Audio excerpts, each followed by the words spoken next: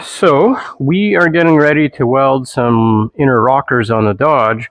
So we got to take off this spool of 035 and we're going to put on a spool of 023 so that we can weld our sheet metal. There we go. So when I'm cutting off the old wire, what I'm going to do, take the tension off. I'm actually just going to pull this back so I can hook it into this hole over here so I'm not wasting a whole bunch. Gonna cut the wire, kind of keep that tension so it doesn't unspool. Hook that through there and then just bend it over so it stays.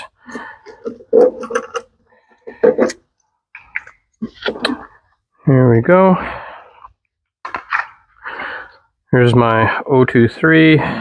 Pay attention to how the wire is coming off the spool. In this case, I want it to feed into the actual whip. So it's going to go on this way. Like so.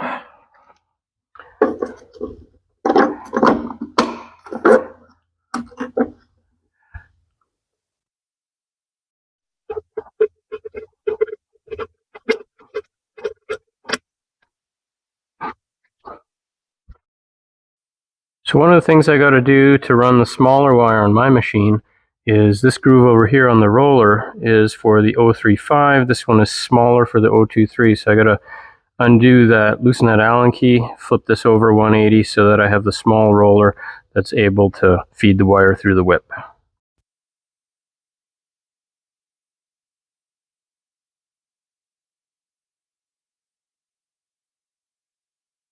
There's a little flat, that is where the Allen key goes.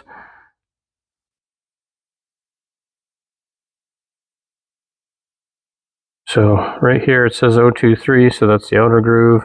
This one here says 031, so that was the thicker wire. So we're going to flip that around so it's on the inside, match up our Allen key to the flat on the drive spindle. That's going to go in there.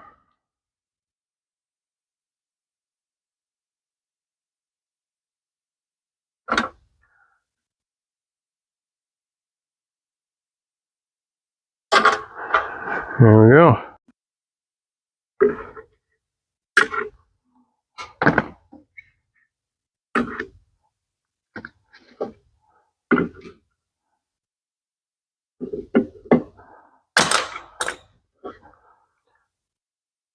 So mine's an old worn out machine. I like to take a second and just try to get some of the bend out of that wire so I have a better chance of getting it into the whip itself. So I can feed it in over here, but on my machine, I need to transition from here into the whip. There's a little bit of a gap in there. Worst case scenario, I can't get it. I got to undo this, pull the whip out and feed it in myself manually. Or you could do the Adam Sandler, get in your hole. Oh, look at that, beauty, beauty. So that's on there. I'm gonna kind of flip that over. Now I'm going to use the machine. Now before I kind of get going too far, I'm going to pull the contact tip off the end here so that I have a bigger opening to run that wire through.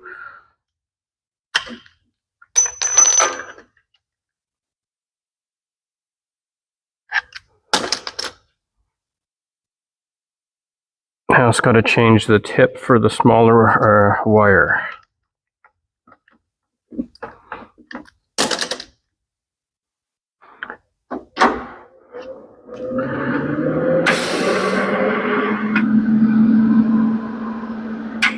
So I'm just going to use the machine, run that wire through the whip.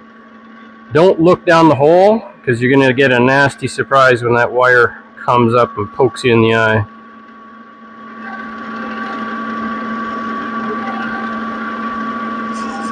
Oh, scheiße.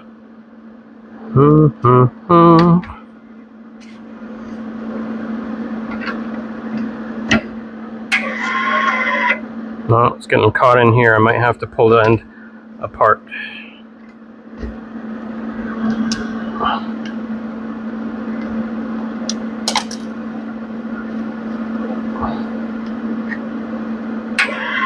There we go. See how fast that poked through? Like I said, don't be looking down the barrel.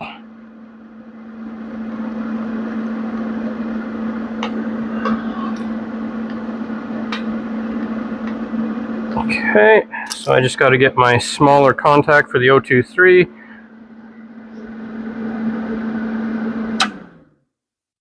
Okay, so here is the smaller contact tip for the 023. I'm just going to go on there. I'll just snug that with my pliers. There we go. And then we got to set our tension. So turn power on. This knob over here, the more we tighten it down, the more spring tension there's going to be on the roller, the more grip. So what we want is not so much grip that it binds the wire in between the rollers over here. So we want a little bit of sliption, right? So when I'm doing this, I'll check the tension by folding that over. So I want enough traction so I get a solid drive, but you see how I can stop it and the roller slips? So that's exactly about where I want it. If it's too loose, then give it a bit more. If it's too tight, then loosen it off. And if it's obviously bird's nesting in here, you have way too much tension. When you're done with the welder, it is best practice to pop that tension off the roller so you don't flat spot your wire. There you go. Now all we got to do is set our voltage up and wire speed. We're ready to weld.